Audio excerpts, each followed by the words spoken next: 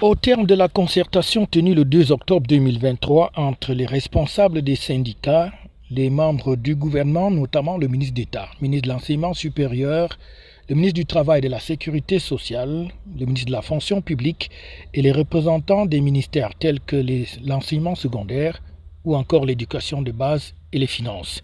Il a été convenu que les parties prenantes vont se retrouver après le 5 octobre pour faire le point sur les différentes avancées de la mise en œuvre des diligences du chef de l'État et des projets à proposer au chef du gouvernement. Une concertation qui a donc donné une fois l'occasion aux responsables syndicaux de rappeler les différentes revendications des enseignants, notamment le statut spécial ou encore le paiement de la dette et bien d'autres encore l'organisation du forum sur l'éducation.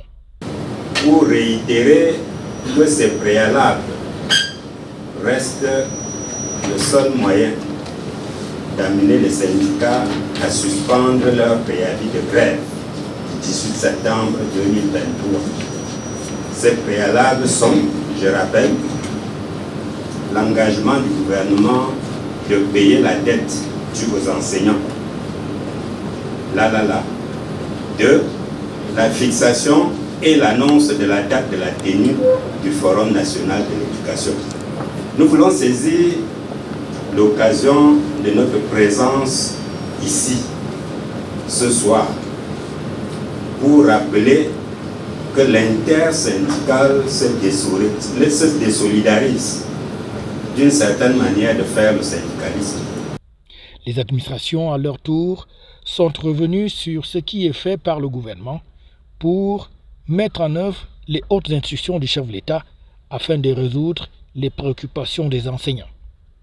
Une occasion donnée au ministre du Travail et de la Sécurité sociale, Grégoire Ouna, de rappeler aux membres du secteur éducatif de ne pas oublier leurs responsabilités, celle de maintenir leurs activités pédagogiques et surtout de ne jamais s'éloigner des tables de négociation à travers le dialogue social inclusif afin de trouver des solutions concertées à leurs différents problèmes.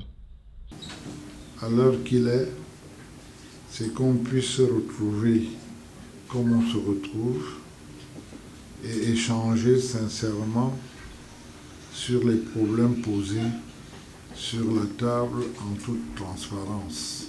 Il est souhaitable que les enseignants et leurs syndicats reconnaissent ce qui est fait aussi quand les choses sont effectivement faites, comme c'est tout de même le cas en ce moment où, vous savez comme moi, le discours qui passe jusqu'à l'heure qu'il est.